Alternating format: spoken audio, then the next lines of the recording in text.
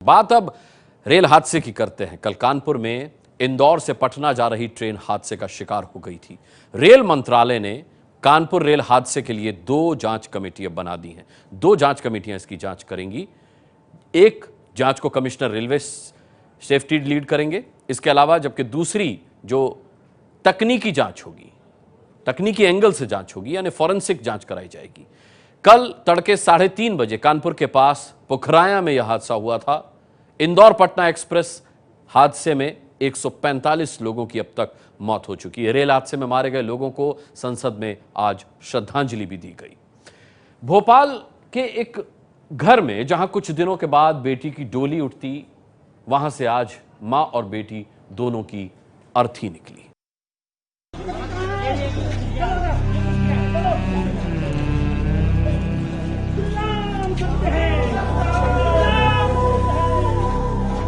जिस घर से कुछ दिन बाद बेटी की डोली उठनी थी, उस घर से बेटी के साथ मां की अर्थी जा रही है।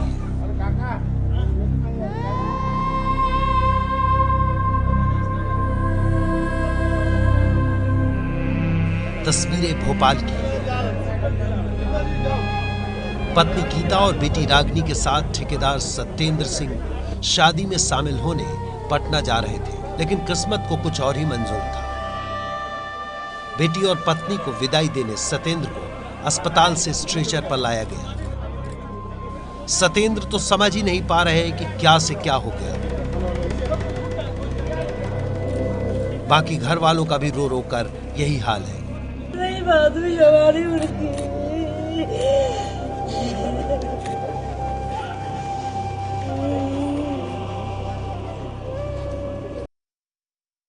कानपुर के पास जिस पुखराया में यह हादसा हुआ, वहां के अस्पताल में 2 मासूम भर्ती हैं। माता पिता कहां गए कुछ पता नहीं। कुछ लोग सामने आए हैं जो बच्चों को जानते हैं।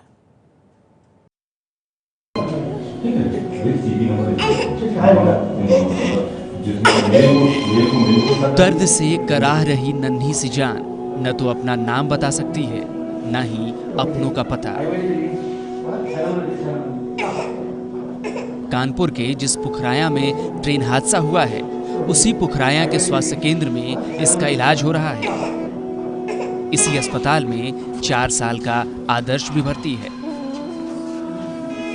डॉक्टर बता रहे हैं कि मीडिया में खबर चलने के बाद दोनों के जानने वाले आ गए हैं। नियमानुसार इनकी सुपुर्दगी के लिए हमने पेपर्स तैयार करवा लिए हैं कि उपचार के बाद अभी इनको भेजा जा रहा है।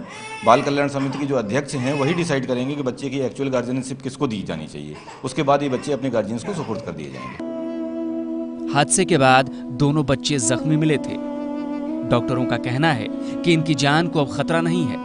हालांकि माता पिता के बारे में अभी तक पता नहीं चला है।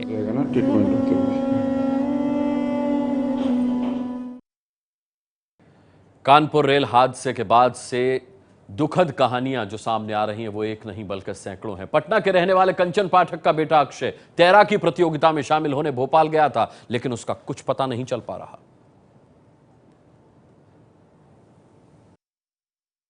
सर वो लड़का वो ईस्ट जोन का मतलब गोल्ड मेडलिस्ट है और तैराक है, और वो CBSE जो नेशनल्स था उसमें भाग लेने गया था। और परसों दोपहर तक हमको बात हुई है। उसके बाद में उसका मोबाइल शायद डिस्चार्ज हो गया, उसके बाद में बात नहीं हो पाई है। लेकिन उसके साथी लोग जो थे उनसे टच में रहा है वो, और उसके बाद में रात में 8:30 बजे तक वो खाना पीना खाया है। और उसके बाद में पता नहीं वो बगल वाले S1 में था कि S2 उससे और आगे कहीं गया, मालूम अभी तो कुछ मालूम नहीं चल रहा है। किसी को परिवार की तलाश है तो कोई भाई के लिए, पिता के लिए भटक रहा है। भटकते लोगों के दर्द की कहानियां तो देखिए। आपके रिश्तेदार थे, कहां से चले थे और कौन कौन लोग में से? विजय पंडित पटना सिटी चौक शिकारपुर से, उनकी पत्नी शकुंतला देवी पटना सिटी चौक शिकारपुर से, और TN सिन्हा उनके TN सिन्हा पटना सिटी से, और सोनू मनोज शाह पटना सिटी से। ये 4 लोग। अब एक जन और है जिनके आंटी का नाम मैं नहीं जानता हूँ।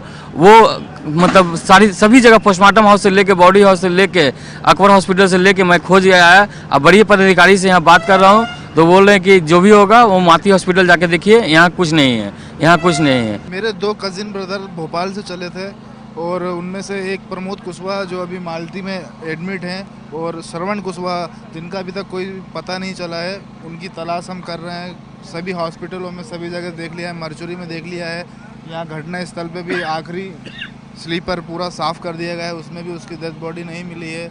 अभी भी तलाश जारी है हमारी। हाँ, कल भी चक्कर लगाते रहे, आज भी आए हैं, पुखराया गए, पुखराया में देख के आए।